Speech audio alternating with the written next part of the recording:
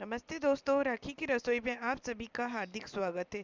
आज हम बनाने वाले हैं बेसन की बर्फी। बेसन की बर्फी बनाने के लिए हमने एक थाली में 2 कप बेसन लिया है। बेसन जो है ये बारीक बेसन है और दानेदार बर्फी बनाने के लिए हमें इसमें थोड़ा सूजी ऐड करेंगे। अगर सूजी ऐड नहीं करना चाहें आप तो इसके लिए बेसन आप थोड़ा मोटा ले सकते हैं, लेकिन आज मेरे पास पतला बेसन था इसलिए मैंने इसमें सूजी ऐड कर कर दानेदार बर्फी बनाई है। अब बर्फी बनाने के लिए हम इसमें घी का मोहन डालेंगे, जिसमें मैंने आधा कप घी लिया है और स्टेप स्टेप में घी डालते हुए मैं इसे अच्छे से मिक्स करती रहूंगी, जिससे कि बर्फी के जो आटा है उसमें अच्छे से मोन सेट हो जाए। इस तरह से हाथों से हम लोग अच्छे से मिलाते जाएंगे और इसके बाद जो बचा हुआ घी है वो भी इसमें ऐड कर दिया मैंने और दोनों हाथों की सहायता से इसे इस तरह से रगड़ कर बेसन और सूजी जो है एक सार हो जाए और मोन पूरा एक एक दाने में खिला खिला दिखने लगे, तब तक इसे रगड़ कर मिलाएंगे।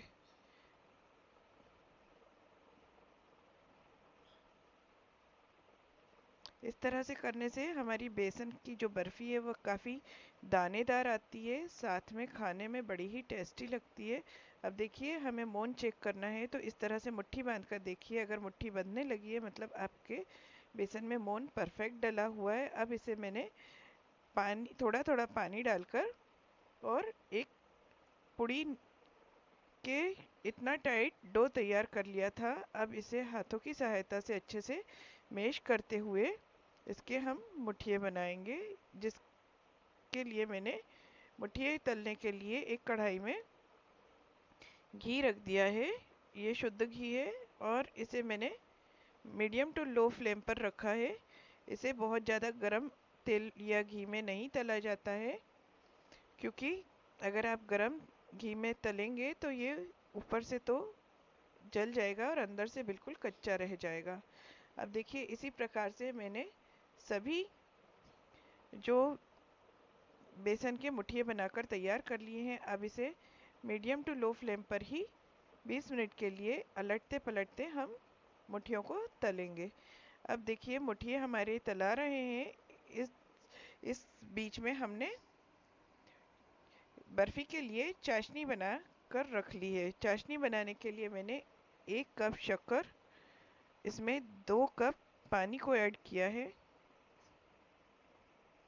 शक्कर मेरी थोड़े छोटे दाने की थी तो मुझे ये लगा कि शायद थोड़ा कम मीठा ना रह जाए, इसलिए मैंने उसमें 1/4 शक्कर और ऐड की है, जिससे कि बर्फी में एक अच्छी सी मिठास आ जाए। अब देखिए, शक्कर को हम हिलाते हुए मेल्ट कर देंगे। इधर दूसरे गैस पर हमारे बेसन की बर्फी बनाने के लिए मुठिए भी अच्छे से तला रहे हैं। मुठिए तलाते समय हमें ध्यान रखना है कि गैस की जो फ्लेम है लो टू मीडियम ही रहे। अब इधर जैसे ही चाशनी में बॉईल आने लगा है तो उसमें मैंने 1 स्पून दूध डाल दिया है। दूध डालने से जो शक्कर में गंदगी होती है वो बॉईल होकर अलग हो जाती है, जिससे कि हमारी चाशनी बिल्कुल बढ़िया साफ सुथरी बनकर तैयार होती है। अब देखिए, ये इस तरह से इसमें जो शक्कर में गंदगी रहती है वो निकलकर साइड हो गई है। इसे हम गंदगी को एक बाउल में निकाल कर अलग कर देंगे, जिससे कि चाशनी जो है हमारी बढ़िया साफ हो जाए।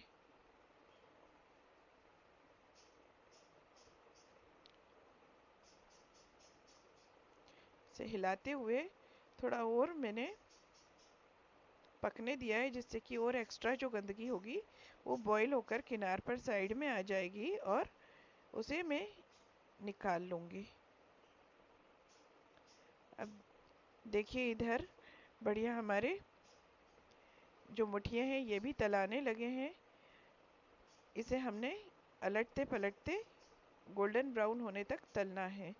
अगर मुठिए अच्छी तरह से तलाने लगे हैं और परफेक्ट आपका मेज़रमेंट है तो इस तरह से मुठिए कढ़ाई में तलाते हुए क्रैक होने लगेंगे, जिससे कि अंदर तक का अच्छे से पूरा तला जाएगा। अब मैंने चाशनी में 8-10 केसर के लीफ डाल दी हैं। अब इसमें मैंने 5-6 इलायचियों को, हरी इलायची को छील कर और कूट कर डाला है, जिससे कि चाशनी में एक अच्छा बढ़िया टेस्ट आ जाए और हमारी जो बर्फ़ी है वो खाने में बड़ी ही टेस्टी लगे, साथ में उसमें बड़ी ही अच्छी खुशबू भी आती है। अब देखिए, इसे मैंने फिर से पलट दिया है। दोनों तरफ से अच्छे गोल्डन कलर आने तक हमें इसे लो टू मीडियम फ्लेम पर ही तलना है। ये पूरा बैच तलाने में लगभग 20 मिनट का समय लगता है। यकीन मानिए फ्रेंड्स, ये भले ही थोड़ा सा टाइम ज़रूर लेती है, लेकिन जब आप ये बनाएंगे और खाएंगे तो बड़ी ही टेस्टी लगती है। अब हम इसके लिए तार चेक करेंगे। लगभग एक तार बनने लगा है। इसे 2-3 मिनट में और बॉईल होने दूंगी और उसके बाद फिर चाशनी का गैस हमने बंद कर दिया है। इधर हमारे मुठिए भी बनकर तैयार हो गए हैं। अच्छा गोल्डन कलर आ गया है। इसे झारी की सहायता से हम निकाल लेंगे, जिससे कि एक्स्ट्रा घी जो है वो कढ़ाई में ही निथर जाए, और इसे एक बड़ी थाली में निकाल लेंगे। अब इसे 2-3 मिनट मैंने ठंडा होने दिया है और फिर धीरज से इसे हाथों से तोड़ लेंगे। देखिए कितना बढ़िया बिस्किट जैसे टूट रहे हैं, मतलब हमारा मुठिया बहुत ही अच्छे तलाकर तैयार हुए हैं। थोड़ा गरम जरूर है, लेकिन इसे स्टेज पर हम तोड़ कर देख लेंगे। अगर जैसे आपको लगता है कि मुट्ठियों में दाना अच्छे से नहीं आ पा रहा है, जैसे मैं आपको दिखा रही हूँ, ये दाना मेरा खिलकर बिल्कुल अलग आ गया है, बेसन कच्चा बिल्कुल भी नहीं है।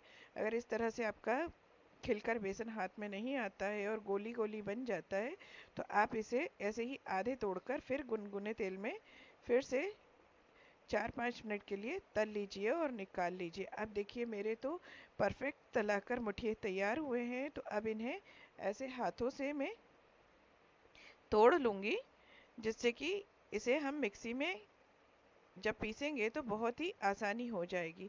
अब देखिए कितने अच्छे मुठिए तलाए हैं कि ज़रा हाथ लगते ही पूरा टूट रहे हैं।